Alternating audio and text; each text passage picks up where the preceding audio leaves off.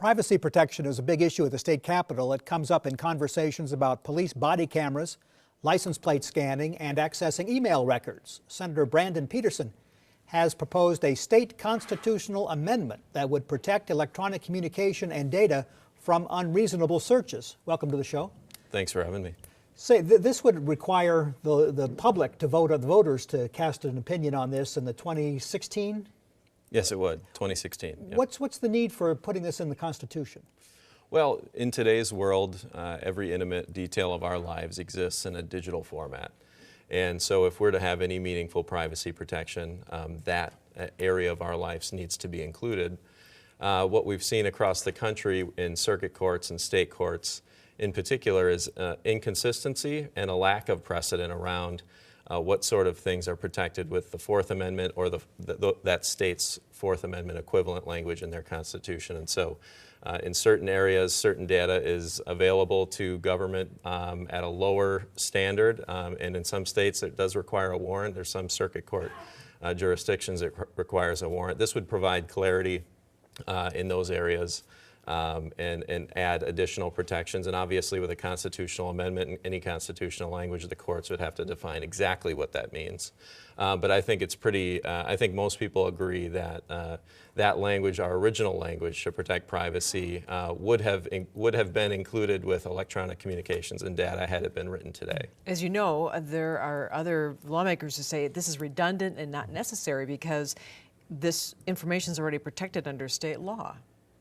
Well, it's not, quite frankly. Like I said, the various circuit courts and state courts have ruled inconsistently. For example, in the 11th Circuit, up until last year, the police or government agencies could track cell phone location data without a warrant. Well, that circuit ruled in a case that it does require a warrant. But outside of the 11th Circuit across the country, and including in Minnesota, it didn't up until we passed a law last session via statute to deal with that. So another area is your phone records. Right now that simply requires administrative subpoena, which is a much lower bar than a search warrant. So certainly it is very disputable to say that that's already protected, and in fact I would say it's an inconsistent area of law right now. With the explosion of this technology, how just on the 30,000 feet level, how far is the state kind of chasing this as far as policy to cope with the expanding technology? Well, I think, like I said, I think there's a lack of clarity, and the Supreme Court has not issued a broad ruling on the issue. And so at the state level, we can provide that clarity ourselves.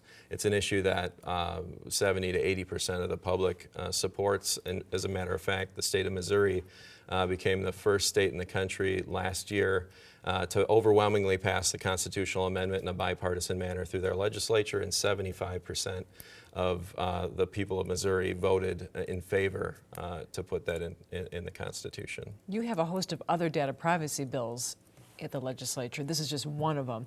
Yeah. You have another one that deals with the license plate readers that police use at the Mall of America. Bloomington police snap a picture of everyone's license plate when you go in there to the parking lot.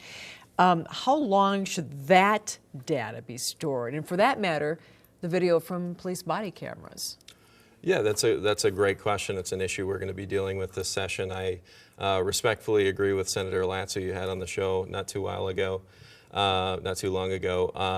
There's really two distinct philosophical positions. You can agree that the government should indiscriminately collect data on all citizens, innocent or guilty, without cause, so that you can use that data later, or you believe that innocent folks should not be surveilled and not have the details of their everyday life collected and stored by the state. I don't believe that folks should have their whereabouts and their daily activities and associations tracked and stored by government without cause. Is there any chance for bipartisanship on these issues? There's a huge chance. In fact, it's a reality. There's a broad bipartisan group of legislators. Senator Dibble, who's the co-chair of the Data Practices Commission, Representative Lesh, are actually co-authors on my LPR bill, my license plate reader bill, as well as the constitutional amendment. Data privacy is an issue that spans the ideological spectrum, and we have a strong, I would say we have a strong civil liberties majority when it comes to data privacy in the state legislature. But I think police associations, I can see police really fighting you on this, obviously. Well, yeah, absolutely. Law enforcement has been probably the chief opponent of these sorts of reforms that we've been talking about. And understandably, I understand that they want to have as much data as they possibly can to quote unquote catch the bad guys. But I don't think most folks are comfortable with having their information, their activities, and their associations of their everyday life stored without a reason to do so. And I think that's the difference. Everybody agrees we should give them the tools to catch the folks who have committed crimes or there's probable cause to believe they have. It's the rest of us who are just going about our everyday lives that are uncomfortable with the notion that our activities are going to be tracked and stored indefinitely. So you feel something will come out of session, this particular session, around these issues? Yeah, I think on a number of fronts, yes. Nice to have you here. Thanks for having me. Thanks for Appreciate coming it. over. Yeah, you bet. Nice to